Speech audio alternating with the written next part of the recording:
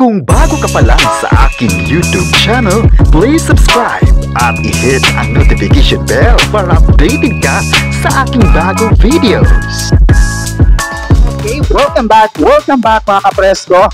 At ngayon pong tanghali po ng September 23, 2025 ay patuloy pa rin tayong magbibigay ng updates dito pa rin sa ating programa na tagang inaabangan ninyo. Pero bago po ako magpapatuloy ay nais ko munang magpasalamat sa ating mga viewers. Napasalamat po ako sa inyong patuloy na panunood ng mga videos natin dito nga sa Presko Balita. Anyways, ako pa rin si Kenneth at ako ang magbibigay sa inyo ng Preskong Balita.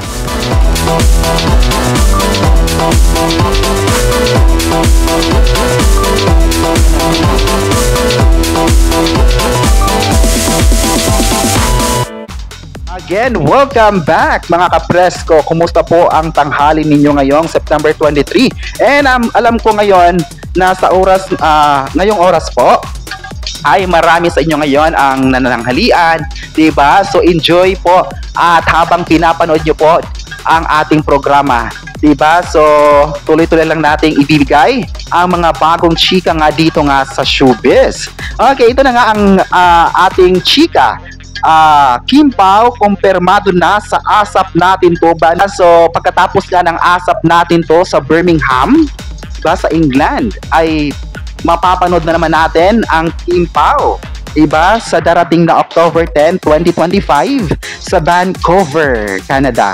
At alam ko na yung kilig na dala ng Kim Pao sa England ay mas lalong siguro triple pa ang ibibigay na kilig ng dalawa, diba? So ipinost na ito ni Kim Chiu sa kanyang social media account kung saan ang kaganapan sa October 10, 2025 sa Vancouver na dapat ay aabangan ito ng lahat ng mga kapamilya para sa kanilang pagbabalik sa ibang bansa. Isa namang international event, diba, na aabangan talaga ng mga ka-Kim Pao fans, ng mga kapamilya na talagang nakatutok pa rin sa sikat na variety show ng ABS-CBN. ASAP Natin To.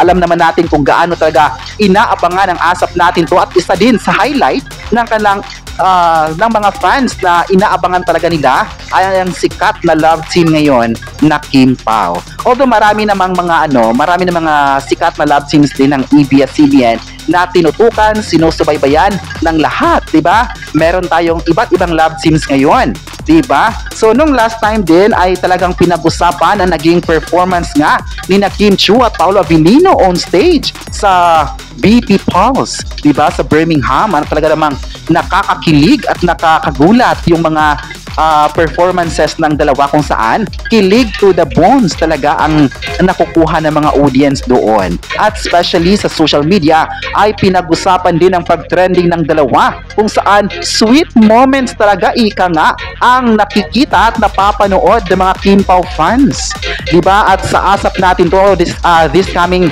October 10, 2025 ay grabe, ay may mga paghahanda talaga na dapat aabangan talaga ng mga Kim Pao fans sa kanilang bago na namang international event. Diba, alam ko na sa pagkumpirma nga nito na mapapanood na mapapasama sila sa ASAP Natin To sa Vancouver, ay alam ko na marami ding mga fans sa Canada ang ma-excite at alam ko na aabangan nila this coming October, diba? So I'm so excited din dito na mapapanood na naman yung pag-trending na naman ng Kim Pao online kasi nga pinag-usapan at talagang minamahal ng mga fans at hindi talaga maitatanggi natin mga kapresko yung support na 24/7 nakatutok pa rin yung mga fans, nakatutok pa rin sila sa kung ano man yung gagawin ng sikat na kapamilya actors na ito. At aabangan din natin maliban sa Kim Pao po mga kapresko, ay aabangan din natin yung mga music icons, mga dancers at mga performers ng ASAP Natin To na makikipag-sapalaran din sa ASAP Natin To. At excited po tayo na ibigay natin dito yung mga susunod na updates ng Kim Pao at yung mga kapamilya performers na dito lang sa Presko Balita. At magbibigay po tayo ng updates tungkol doon this coming October. At sa araw-araw din naman na mapapanood nyo dito ay magbibigay tayo ng updates. Okay, so ngayon po mga kapresko ay aalamin naman natin ang pulso ng mga netizens online kung ano nga ba ang masabi nila tungkol sa kumpirmadong mapapasama nga ang Kim Pao sa ASAP Natin To Vancouver. Okay, Vancouver, ayon pa ng isang netizen, masaya sila na mapapasama ang Kim Pao sa ASAP Natin To sa Vancouver. Okay, so alam ko na isa din talaga ang Kim Pao sa inaabangan ng mga performers. Diba nung last time nga sa ASAP Natin To sa Birmingham ay kumakanta sila, diba? So may mga ganong eksena po ay talagang ma-excite yung mga Kim Pao fans.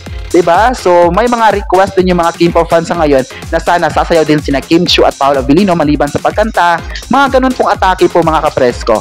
Ay, ayon pa ng isang netizen, iba na naman ang kilig sa October 10 sa Canada at gigil na ang mga fans. Gaya nga ng sinabi ko, yan po ang sinabi ko kanina mga kapresko, na more kilig, more inspirasyon. Diba? So may inspire ka talaga sa kilig na dala ng Kim Pao. Diba? So alam ko na yung kilig talaga, parang hindi lang bata kasi yung hindi lang teenager yung nanonood or sumusuporta sa Kim Pao ngayon. At kahit yung mga mahal natin mga senior citizen na talaga namang nakatutok din at umaaming pinapanood din nila yung Kim Pao, ay talagang nakaka-excite at nakakagulat yun, diba? So our love para sa mga Kim Pao fans na sumusuporta talaga, na patuloy lang sinusubaybayan ang mga projects pa ng dalawa. Ayon pa ng isang netizen, sana ay mas parami pang performances sina Kim at Paolo sa Canada. Okay, grabe naman talaga yung parang balita ko, marami pa may mga gagawin sila sa ASAP Natin To na talagang kakaiba, 'di ba? Na never pa lang ginawa sa mga naunang mga concert tour, 'di ba? So aabangan natin 'yan mga presko kung ano nga ba ito. At alam ko na sa mga ganong mga preparation nila, 'di ba? Alam ko na ma-excite talaga tayo mga kapresko kasi alam natin na magaling naman talaga sina Kim at Paolo sa kanilang mga performances, hindi lang sa hosting, sa pagkanta, sa dancing, 'di ba? Abangan natin kung ano pa yung magagawa ng dalawa. Okay, so alam ko na hanggang ngayon pong oras po ng September 23 po mga presko ay aabangan talaga ng lahat ang mga kilig na maibibigay ng dalawang sikat na kapamilya actors na ito. At balita ko na ang ASAP Natin To sa October 10, 2025 ay ngayon pa lang kahit kakalabas pa lang ng kanilang teaser last few weeks, pero grabe na yung